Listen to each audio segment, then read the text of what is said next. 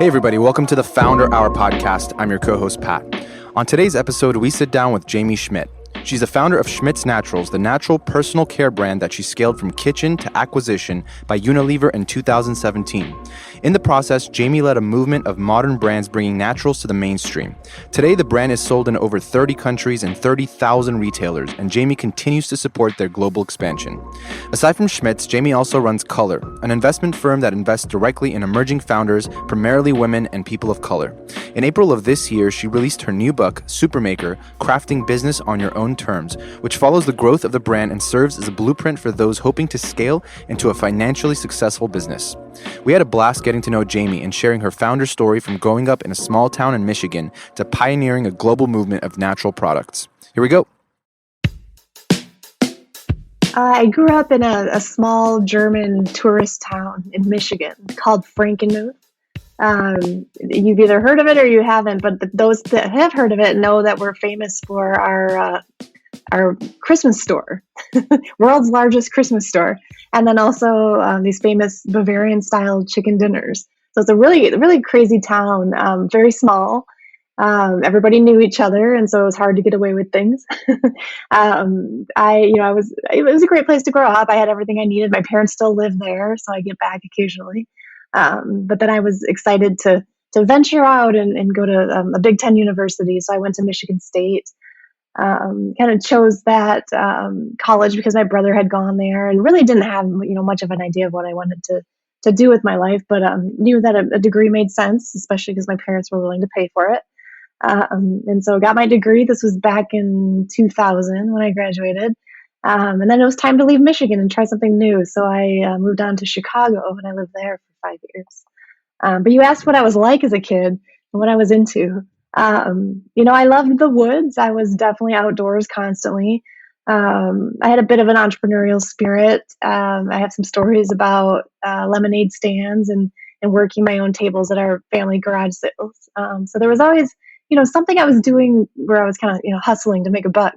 So it's definitely, ingrained in me, and it's fun to look back on those days now and see how that kind of played into my, my business acumen now. Jaime, where do you think you got those entrepreneurial genes from? Were your parents entrepreneurs, or was anybody else in your family entrepreneurial? No, it's probably, if anything, more of the rebellious side of me, because nobody in my family was, a risk taker like that. My mom was a stay-at-home mom. My dad was an engineer for General Motors. My brother went on to be an accountant. So it was always, very kind of predictable lifestyle. Even the extended relatives, no entrepreneurs. So I think, I was always kind of the outcast in the family, and I think just the entrepreneurial spirit within me was probably just a reflection of that. Did you, I know you mentioned like when you went to college, you didn't really have an idea of what you wanted to do, but did you have like this vision as a kid of what your like adult life would look like, of perhaps like what career you would have or what field you'd be in? It's funny that the questions you're asking, because you're literally like painting the picture of chapter 1 of my book, and I love it because these are all things I speak to, and I know you guys haven't yet read it. Yes, I thought, the prescribed path was, you go to college, you get your degree, you find your soulmate, you get married, you have kids, and then you just kind of go from there. But that didn't work for me that way, and I sort of tried the path and took some detours. I did get married kind of early, ended up in a divorce. I did get a degree and had a great job right after college, but I ended up quitting because it just didn't feel right. And so I kind of thought I knew what I wanted, mostly just because that was all I knew, from my upbringing and my family. And but it didn't turn out that way, and so things look a little different. And I'm proud of the path that I've chosen, and have no regrets about anything. Jaime, I'm curious, along the way, you talk about just doing a bunch of different things, going through a divorce. At any of those situations, did you feel like you were in crisis mode, like you had no control over what was next? Or did you feel like, this is just a part of my story, and, I'm going to overcome it somehow, some way? I'm curious about that, because a lot of people, have a very similar journey. I mean, probably most people, where there is no like linear path. It's like all over the place, and then suddenly you wake up one day, you're like, what am I doing with my life? Right? Like, this Yeah, isn't what I want to be doing. So, that I want to really kind of delve deep into your mindset in those situations. I remember feeling in certain circumstances that I was, supposed to feel panicked, that I was supposed to, have a certain kind of response to things that had gone wrong. But in reality, it was more just like a learning process for me. And I understood that, I'd figured things out. I was never willing to settle.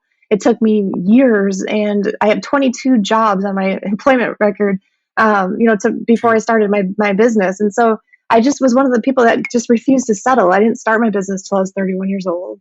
And so, yeah, if anything, I think there were moments of like, oh, my parents are going to be so disappointed because as I grew up in the Midwest, and just there's this prescribed path as we talked about, and I was always just one of those kids who wanted their parents to be happy with them, and so I think if anything, that was the stress, more so than my own expectations for myself.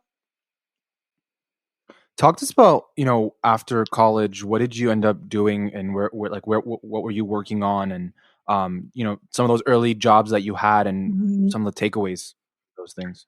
Yeah, my first job was with a staffing company. I had gotten a degree in business with a focus on human resources, so that seemed like a logical step. And it was, I guess, the only person that made a job offer to me after I graduated.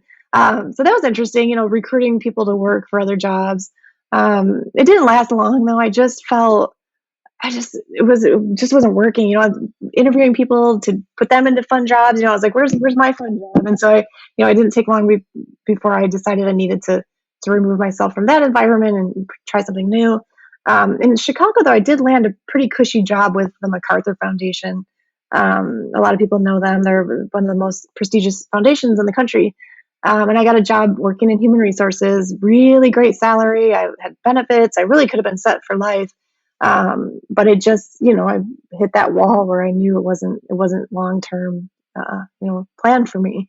And so after 5 years in Chicago, I made the decision to move to Portland. So all the way across country. Promised myself that I would work for 1 year in my field, and then after that, I would have to, somehow figure out what I was meant to be doing.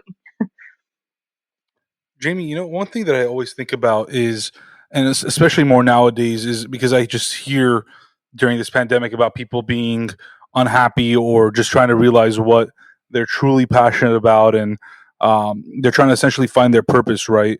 But Mm, one thing that I feel like even I've struggled with at times is I always ask myself, like, what are the skills that I have, right? Like, what am I really good at?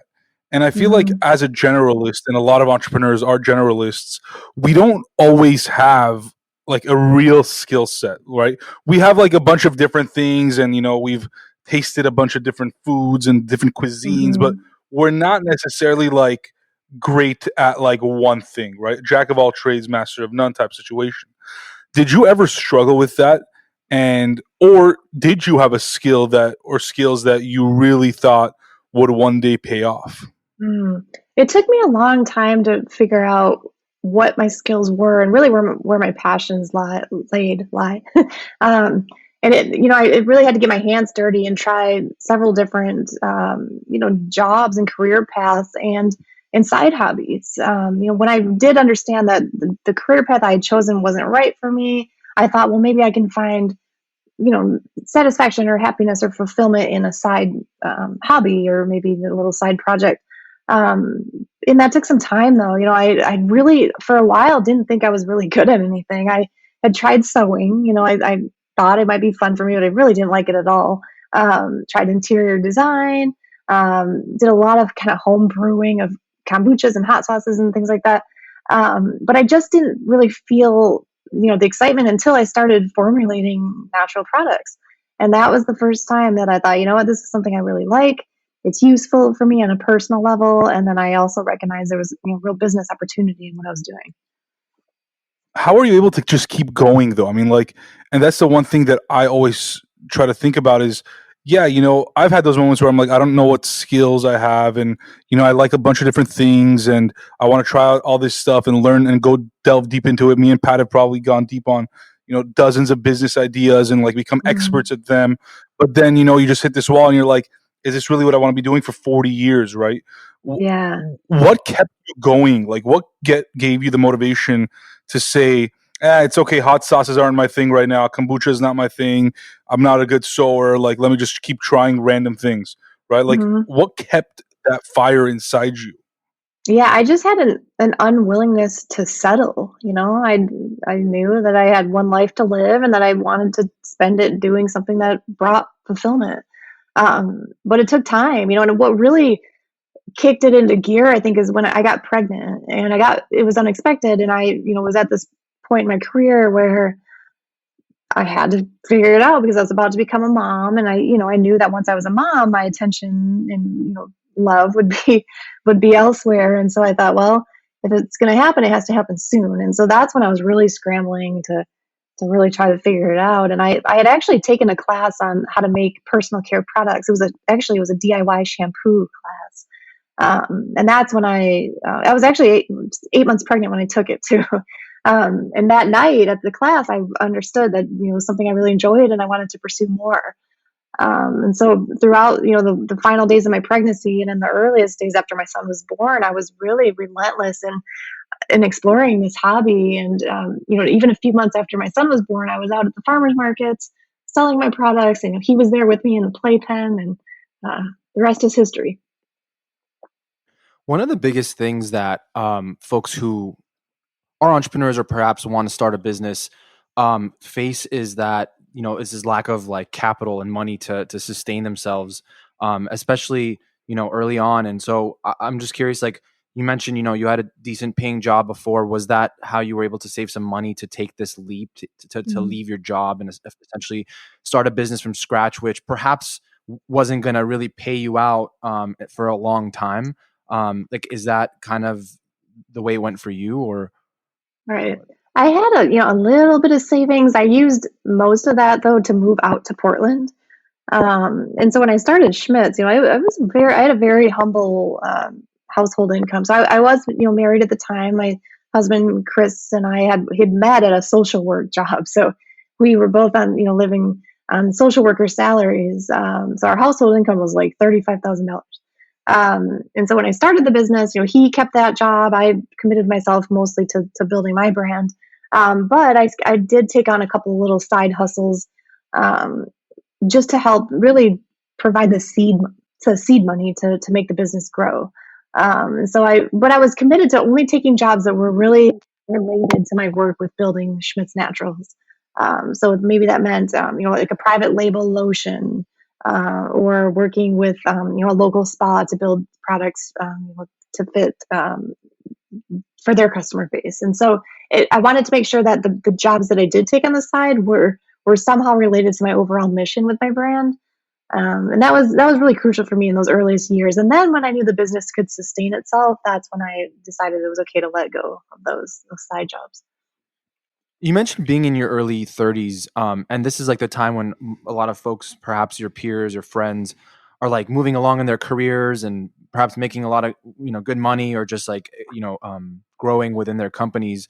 Mhm. Was it you know was it like difficult to, or I guess the question is, what was the thing that you were so passionate about that you were able to like block that out, because it's easy to Mhm. get caught up in that, where you're like, what, this is what I want to go after. I can see myself doing this for the rest of my life, perhaps. Was Mhm. that the feeling, or was it a little bit more like opportunistic, where it was like, I'll try this out again, and if it doesn't work, I'll go back to work. It's Mhm. not a big deal. Well, I was in Portland, and so the scene back then was, really, such a creative, artistic community. So to be honest, I really felt like the outsider by not having, a creative outlet and something that I could take pride in. And so, by starting, my own company and with building natural personal care products, I felt like I finally had a way to express myself creatively. So if anything, I felt like I was fitting in more. Of course, not everybody was taking their, craft or art and turning it into a business. And so that's when things got a little different. I think, you know, I had, friends back from in the Midwest who probably were living a different lifestyle, maybe having kids, and I guess I was having a kid too. But maybe building out their career paths that were a little more secure and stable. But everybody has their own path and their own way, and this is what made sense to me at the time. And Today looking back, I'm very happy that I made the choices that I made. Jimmy, you talk about meeting your husband, whose name is Chris. You said, right? Yep. And you guys are what, late 20s, early 30s, and like Pat mentioned, it's kind of the period of time where you've been working for a few years, and now it's really time to accelerate your career. And ever since Pat and I started this show, we've grown up too. Personally, 3 years now, and a lot of the people that listen have grown up, and they're probably in the same stage that you and Chris were in, where they were thinking about getting married or thinking about moving into the next stage of their life career wise, and you start having these serious conversations about, okay, well, who's going to make money, right? Who's going to take care of the kid? How are we going to afford to buy a house or live or pay for, right? You have all these adult conversations.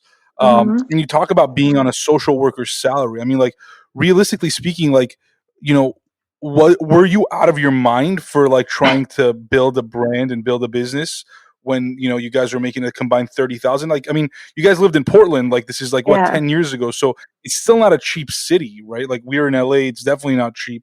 San Francisco, a lot of these places where you see a lot of entrepreneurs, things are expensive, right? But the risk you took was so great, and it also affected your husband, right? Looking back, technically it affected him as well. So what was that conversation like when you guys were having those early discussions about your Right. business and what life was going to look like for you guys? To answer your question, we probably were a little out of our minds, but I really think part of this, we were very new in our relationship too. And I think that was just like a kind of a little special, I guess, advantage that we had where, we were just so willing to just, start this new life, and whatever that meant for us, we would support one another. And it gets harder, not only further along in your relationship, but, as your kids get older and as we get older. And so I think it was just the perfect scenario for us. And my husband, he was in a band at the time. He had other ways to express himself creatively, and he understood the importance of that to me and was, so supportive of it. And so I think we just knew that things would figure themselves out along the way. We were both very tolerant of risk. It's scary when you are new parents, of course, but we, had faith in our ability to, make different decisions and take a different path, I guess, if things fell apart. But it was scary, but I'm just so grateful for his support from day one. And I definitely couldn't have done it without, the meager, yes, salary that he brought in, but it was enough, for us, for our family, to get what we needed. So talk to us about how you ended up coming across just natural products and falling in love with that, and wanting to pursue that, after, or for your next like venture, I guess. Well, part of it was that I was pregnant, and so I was paying closer attention to the products I was using on my skin. I had always been interested in natural products, but really the one product that was always frustrating to me that I just hadn't found one, brand that I had loved was deodorant. And so I saw real opportunity there. And I knew from conversations with my friends and, family and just people at these markets in the earliest days that this was a shared frustration, and that the industry was really, ripe for something new here. And so that, the timing was perfect for me. And for context, around what year was this? 2010. 2010. Yeah, I so remember was, like even yeah, go ahead. like being in high school or like graduating high school at that time, and like my mom would like tell me like, use natural products, and like there was a lot of like shampoos and soaps and that kind of stuff, but for some reason she would always like talk about the deodorant too, which had all these chemicals in it. And so like, how did you even go about thinking of what the product was going to look like? Like, did you have to go out and talk to scientists or people who like created these formulas and figure out what the ideal scenario would be? Well, I was always pretty scrappy with figuring things out DIY. And so it was actually at the time I was making things like lotions and sunscreens and soaps. So I bought a bunch of books. But the crazy thing is, most of these books didn't even mention deodorant, right? So there was no kind of shortcut that I could take to copy a recipe.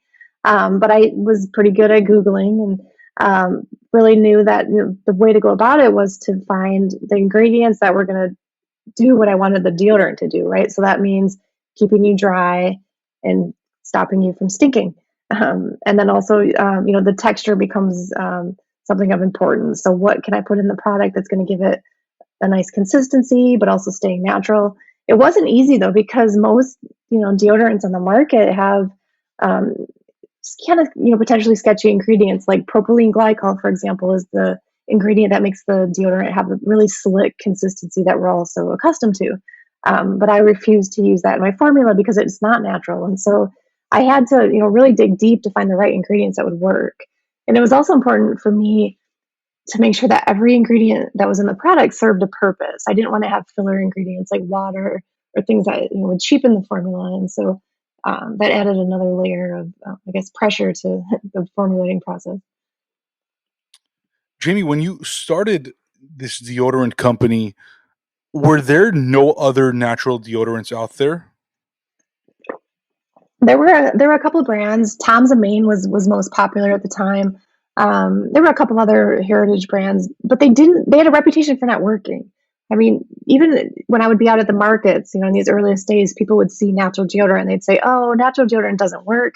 And that was Right. based on their experience they had with these other brands that were available. And so I had a lot of work to do to really convince people, that it could work, and that if they tried my product, they would see that it, might be maybe a good fit for them. And so there were brands on the Mhm. market. They're still on the market today, but I think some of these Right. formulas have been upgraded, or maybe they have other products that they're that have become their hero products, and maybe the deodorant really isn't their shining star. And yeah. Mhm. So was the idea to have a natural formula that would also have a nice odor, like a nice smell, which I don't Yeah. know, correct me if I'm wrong, but I think that the chemicals like have something to do with the odor, right? Like giving off like a really nice odor or whatever. Or was it just like to stop bad body odor It and was both. also be Yeah. natural? Yeah, so I've always been a fan of fragrance. I love essential oils, and I saw a real opportunity to create fragrances that were different than any deodorants that were out there. They were, the ones that were natural basically smelled like lavender. And so I recognized there was opportunity to create interesting fragrances that didn't yet exist. And it was fun for me. And so at the time when I first started, I really just used my own intuition and my personal preferences to build these fragrances. And then as time went on, I would talk to customers and get their feedback on, what fragrances I wanted to see next. And Schmidt's today still, creates these really beautiful scent combinations that you don't see with other brands. And Jamie, we'll talk about this a little later in the podcast, but you wrote a book called Supermaker, and in chapter 3, the title is "Say Yes Now, Then Figure Out How." I'm curious, while you were building this company, right, building this brand, give us an example of a time you said yes when you had no idea how to do it, but then you just figured it out because you had to. Yeah. Gosh, it really just throughout the growth of the business. But one example that comes to mind is my first meeting with Target. They were interested in carrying the brand, but they hadn't yet committed because they wanted to see a couple things done differently. One was they wanted the deodorant to have a rounded top, but at the time the deodorants were flat. And so, I wanted to give them what they wanted. I had no idea how I was going to go about that and what that meant for our manufacturing process. But I said yes. And then I called the factory and I said, we got to figure this out. Schmitz was operating all our production in house. And so, we had the advantage there, but it was also kind of a disadvantage because it meant learning everything ourselves. Target also wanted to, see artwork on the cap. Not a huge thing, but it Mhm. meant, making adjustments to your labeling machines and having your designers, step up and change things. And so just saying yes and being very willing to deliver immediately, that is really what gave me a competitive advantage a lot of times. But I guess earlier on in the journey, right, when you were Mhm. first launching, I mean, give us a time then, because a lot of the people that listen to us now, some yes are in their later stages of being, founders, but a lot of them are interested in starting right now, right? Like Mhm. they've been inspired, they have ideas, they've heard the Founder Hour now for 3+ years. They know that they could pick one product, hone in on it, and grow it. So, we have educated listeners, is what I like to call them. But, Mhm. early on, it's tough, right? You don't have the answers to everything. What was a situation earlier on where you were like literally clueless, right? You just hit a roadblock, and you just kept going, right? You were like, I just got to do it. Yeah, one great example is I had an opportunity to be on TV like way before I was prepared to do so. It was on Fox News of all networks. It was with the Carol Alt show, and she wanted to interview me about my deodorant, but I had like zero media training. I had never been, I'd never even had like an interview with press at that point, and so it was incredibly nerve wracking for me, and I was scared out of my mind, but I knew that it was a great opportunity for me. So I said yes, and I flew to New York and woke up the next morning and showed up at the studio. And next thing you know, I'm standing under these bright lights and being interviewed. And, it was very new and uncomfortable for me because I'd never really established, any strong speaking points, and was just kind of, going off the cuff. I didn't have a PR firm at the time. I didn't have anybody there to, kind of train me and hold my hand. So I think that's a fun example for me to look back on. So in those early days, like when you create the product, what's the next step? I mean, I know you mentioned, farmers markets, and you're sort of just like hustling. Like I'm sure you were just trying to sell it in person at some point. Like how did it end up becoming full Mhm. on business? Yeah, the retail distribution came pretty quickly and pretty organically. I had retailers actually at my booth at these markets, showing interest. And once that started, I recognized, there's great opportunity in stores for me. And so I took it upon myself to start pitching, locally and then nationally. And next thing you know, we had global interest. And customer word of mouth was so powerful, and just even connecting with a couple influencers who were there, willing to talk about the product, that helped us get the attention we needed from some retail accounts. So it just grew so fast, and the product worked, and that was the message, is that Schmidt's is a natural deodorant that finally works. And it was really, I was in a position where a lot of the retailer interest was incoming, so I didn't have to build out a huge sales department because I was fortunate that people were coming to me. Hmm. I always try to ask this question to founders. When you first launched, did you know that you were going to be successful? Mm.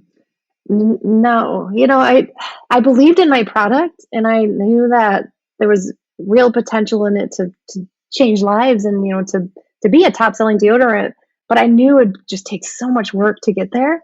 And so, fast forward 7 years from when I started, and I'm in talks with Unilever and other big CPG firms, and it was mind blowing, really, to realize that I had made such an impact on an industry, and was taking sales away from some of these heritage brands that had been around for so long, and um, crazy actually. So no, I didn't know, but I never looked too far ahead. I think that was really a strength for me, was to focus on what was right in front of me. And had I, had too much of a long term vision or plan, I think it could have sidetracked me or really been overwhelming. And so I really see that as a strength, is just this ability to, kind of stay focused on the short term. Hmm. And was it like I guess the initial growth or the initial adoption, was Mhm. it purely because it was natural and your audience was folks who were looking for natural products, or was it more to it than that? Because was it? I mean, I can imagine it was more expensive than some of the other like legacy branded products that were on the shelves. Mhm. Was it purely that community that kind of took it off, and then at some point people just started finding out about it? In the earliest days, yes, it was, the natural products lover was our niche customer.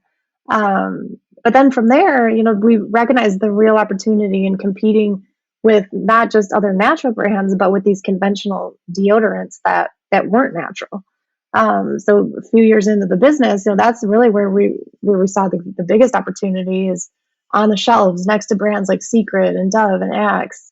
And as important as it was for us to be known as, the leading natural deodorant brand, we also just wanted to be known as a really great deodorant. I'm curious, you talk about, not really looking too far ahead. Did you have anybody that kept you accountable, or were you just really good at holding yourself accountable? Mm. Yeah, I guess I was pretty good at holding myself accountable. I mean, I had a great team of employees, and without them, I never would have made it, to the level that Schmitz had grown. So I think it's just a bit of luck and some perseverance, and then just a good team. Yeah. And was it, speaking of team, like, was it difficult for you to like initially like lead a team, or was it something that came natural to you? Like, I don't know if you mentioned it already, but it sounds like you didn't really have much experience like leading a big team prior to starting Schmidt. So was it like a learning process, or was it a little bit more like innate? Yeah, I think about this a lot. How not every founder is a born leader, but it's such a critical skill. And as a founder, you end up having to be a leader because you need people to help you build your brand. So for me, it took a bit of learning, and I think what was key there was hiring the right people who were willing to grow alongside me. I look back from the day that Schmitz was acquired by Unilever, all the way back to my first hire, and how much I'd grown as a person, and how my employees really witnessed this transformation in me. So I do think it takes practice, and it's an art, and not everybody's up for it. And I think that's when hiring the right managers or directors, really becomes beneficial. And I did that too. I had layers of reporting, structure that helped alleviate some of my work. But as a founder and the CEO, you're the go-to, and those are skills you have to develop. And do you think that's developed just purely by doing, or would you point to some like resources or other perhaps outlets that an early founder can look to learn that stuff? For me, it was just doing. I never took the time to find outside resources. I imagine they exist, but I think some of this, you just have to jump in and figure it out, and just be honest and transparent with your team. Encourage their feedback. I think if you have an open communication style with the people that work for you, they'll help you, and they'll let you know what they need from you. And I think that's more valuable than any book or any sort of, I guess, training.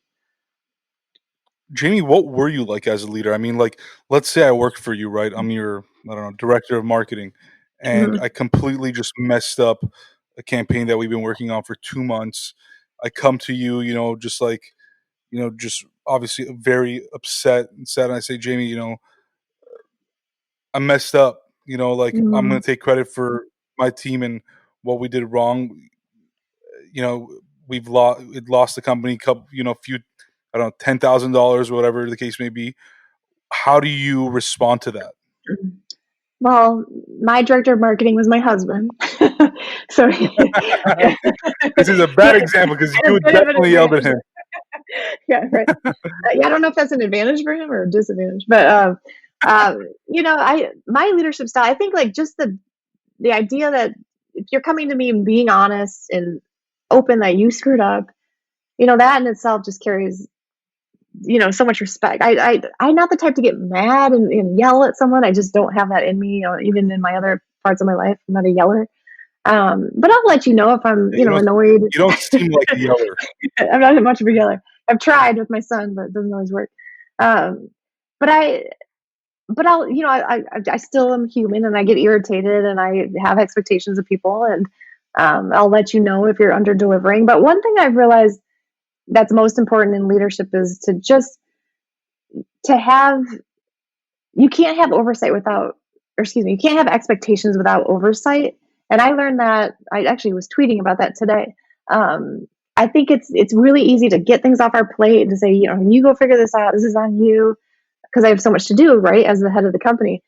But that's not always the most effective approach. We have to make sure that we're still guiding our employees. And when things go wrong, it's oftentimes our fault, right? Because we didn't give that kind of oversight that they needed, or we weren't very clear in our expectations. And so if something were to go wrong, I generally just saw it, partly as my own fault. Right. But I'm curious, so as a leader, but also as like a teammate, right? Because you can't just, Mhm. you know, in business, it's not like you're the coach without being the player. You're the player and the coach, Mhm. and you're part of the team. But how do you tell someone they're underperforming, whether it is Mm, someone who responds to you or whether it's a teammate, right? Like if I'm working with someone and I know that they can do more, right? They can do better, and they're not meeting their potential. How do you bring up that conversation?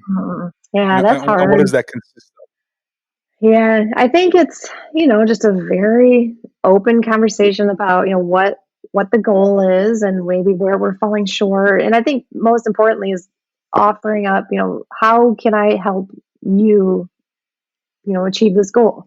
Or where am I as a leader falling short and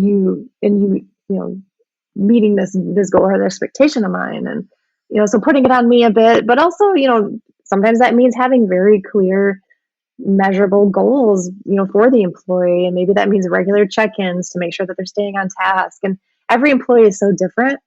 Some really right? need and want their hand to be held, and others want a bit more autonomy. And so I think it's very Right. individualized, and that's what makes leadership so hard, is that everybody, is so different and has different needs there. Mhm. That's a good point.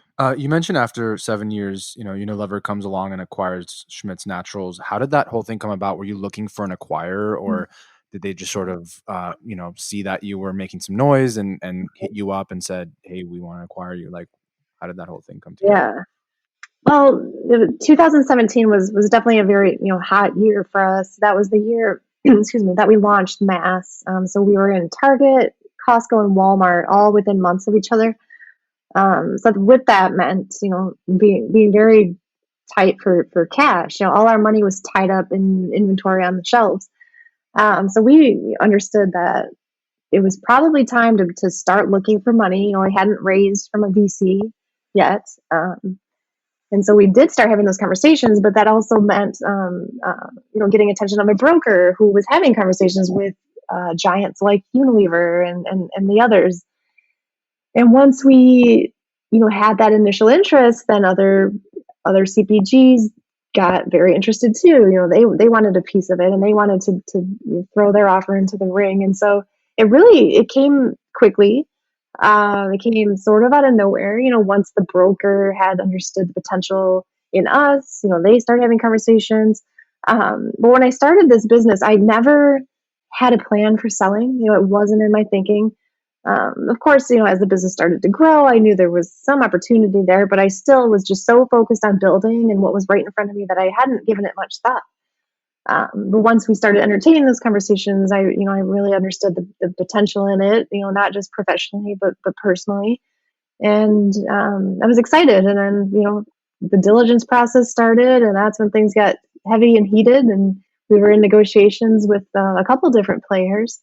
And then fast forward to, end of the year 2017, and had the offer from Unilever. Right.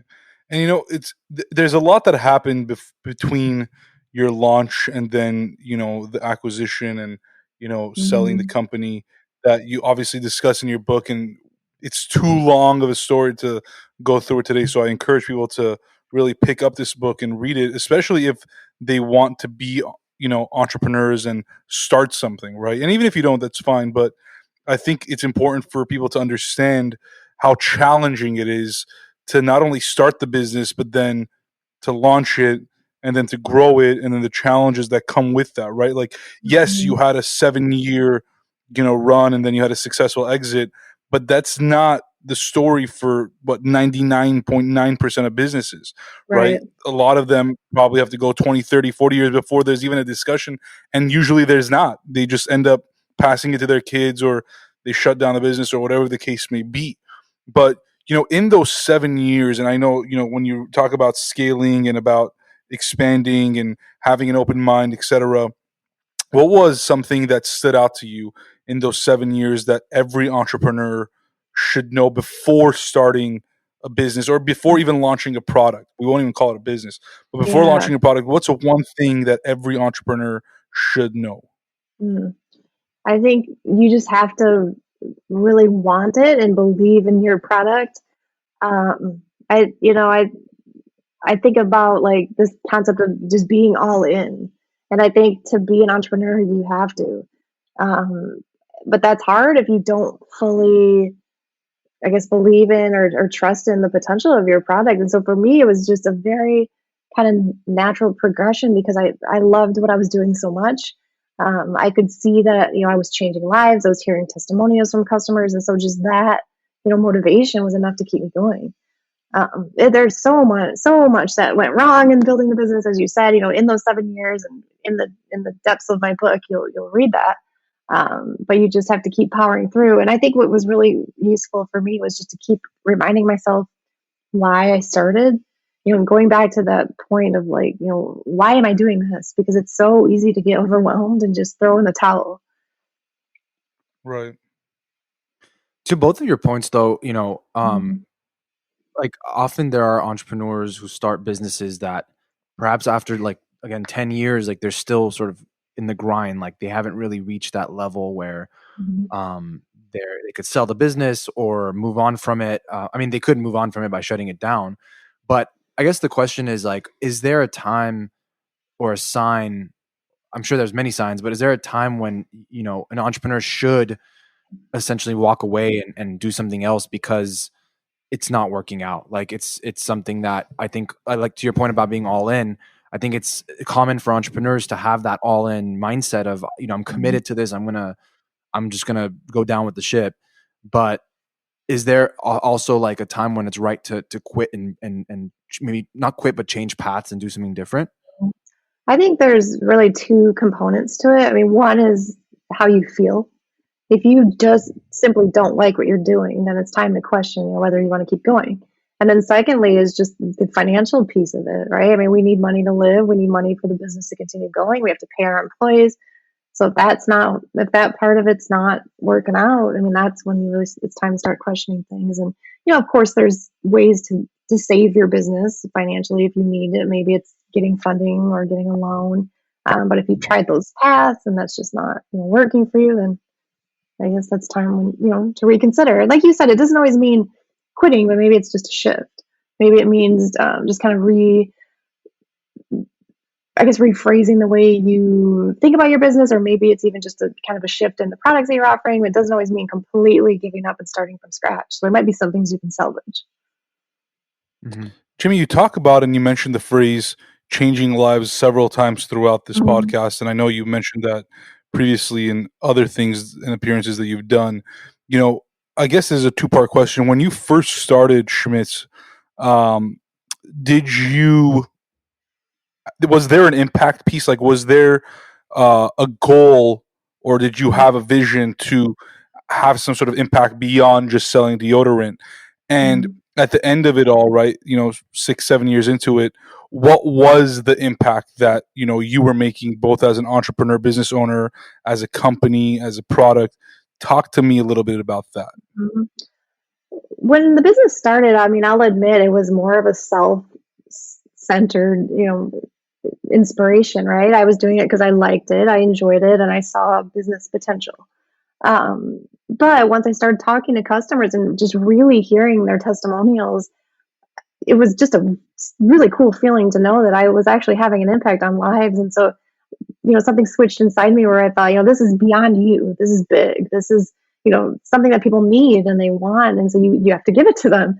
And so as the business was building, I, made it my mission very early on to make natural, healthy products available to the masses. And Schmitz really is a pioneer in this movement towards natural products, and I'm so proud of the way that we have changed the perception of naturals in the industry, and being one of the first brands to go mainstream into retailers like Target and Walmart. That's really cool, and we see a lot of these brands coming up behind us, and I'm just really happy and proud to have been the pioneer. Mm-hmm. Oftentimes when a company gets acquired, normally part of the terms of the deal is that, you as the founder or CEO have to stay on for X amount of years and sort of carry out that transition. Is that what happened with you, or did you end up leaving? Like what happened like immediately after, I guess, Mhm. Unilever acquired Schmitz? I am still involved. We're 3 years post acquisition right now, and I'm still working for the brand. So that was really important to me. I knew it was time for me to move away from the operations, and explore other opportunities in my life, but I still wanted to stay very connected. Schmidt's was my baby, right? And it has my name on it, and it was such a part of me for so long. And so it was important for me to stay connected. And I'm happy to still be supporting the brand right now on their international expansion, offering some insights into product development.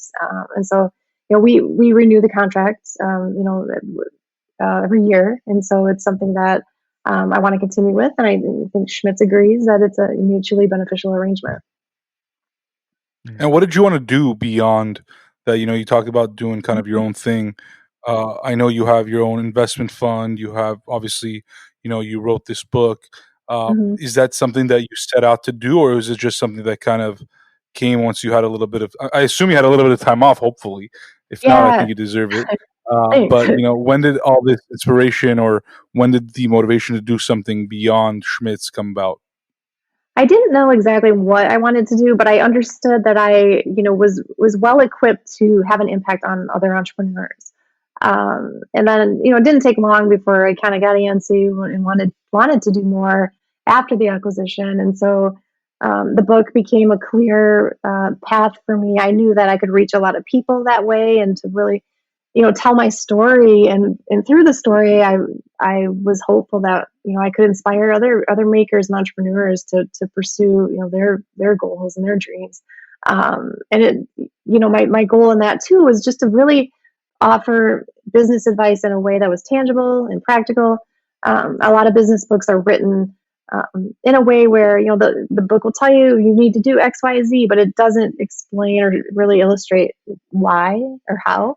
And so through my storytelling, that was my goal to show people the reasons behind the advice that I was giving. I also knew that there's great potential in investing. I had the capital to do so, but I also had the operator and founder experience that I could bring to other companies. There are a lot of investors out there that have the money, but they don't necessarily have the experience. And so that was one way I stood out as an investor. So those two initiatives were really became clear to me pretty early on after the acquisition. And there's more to be done. I see the impact that I've had, and I'm getting great feedback on things like my book and my investment fund, and we'll see what's next. hmm And as an early stage investor, what do obviously this year has been crazy and Mm-hmm. everything's changed and shifted, and just things are looking like it's going to be different than it was before. But like for you specifically, what are you most excited about perhaps in the next, 5 to 10 years? I think the brands that are going to come out of this pandemic are going to just be so strong and so well equipped that's exciting to me as an investor. Um, I I see so much deal flow crossing my desk every day, and it's just really cool to see some of these founders just powering through and adapting. And yeah, it's a really neat place to to work from. And I think back to the days that I was growing my brand and how I, as a founder and operator, would have adjusted to this crisis. And it's crazy to think about. And so I'm just so blown away by some of the the founders that are approaching me today that are building their brands in these crazy times. Another thing though is that, like, we see a lot of deal flow, but we also see a lot of money floating around in venture. And Hmm. it seems like venture is becoming a lot more just like not decentralized, but like it's becoming very spread out. Where there are folks like you who, with your experience, are starting a venture fund. There are your traditional ones like Sequoias and Andreessen Horowitz and those guys. So how do you see at least maybe the future of VC working out? Because as a founder, I hear from other founders, like, you want to have someone that has founder experience advising you and helping you out. So do you see that becoming like a little bit more, siloed venture funds that are led by former founders, and that's kind of how it's going to be, or Hmm. what are I your do think thoughts? that will be increasingly important. I think about opportunities to even partner up with some of the brands that have sold to Unilever, right? And they just think about a fund that is created out of these companies that have been there and done it, and or excuse me, these founders that have been there and done it, and just this great opportunity to not only invest as maybe an angel, but to really partner up and create some incredibly powerful fund that is all operator experience. Yeah, and it's great to see. I know we've had Vicky Tsai from Tatra on our show, and Dr. Murad. yeah, who I think both sold their companies to Unilever, right? Yeah. Yeah. Yeah, and I'm sure probably a bunch of others that we can't even remember. But it's just great to see that and all three of you have just such unique stories, and it's very interesting that Unilever, I think, probably takes that into consideration, right? Like where these founders started and the grit that they had and the tenacity to just keep going. I don't think looking at just the three of you, who started companies that were acquired by Unilever, none of you really came from this place of wealth or a skill in that specific industry, and you just had a passion for something, and you just kept going, and you got rewarded for it, frankly, at the end of the day. And I think that's a great example to the folks that are out there who may be just hustling right now and don't necessarily know what their career holds, but are trying to find that one thing that they're truly passionate about. So your story and the example that you're setting by both writing this book and investing in future entrepreneurs is incredible for sure. Thank you. Alrighty. Well, yeah, appreciate your time and being on the show and sharing your story. I can't wait to dive into the book. Yep. And we'll let you know how it goes. But yeah, it's called Supermaker, and I'm sure it's available, everywhere, Amazon, everywhere you can find books. So appreciate it, Jamie. Thank you so much. Yeah, thank you both.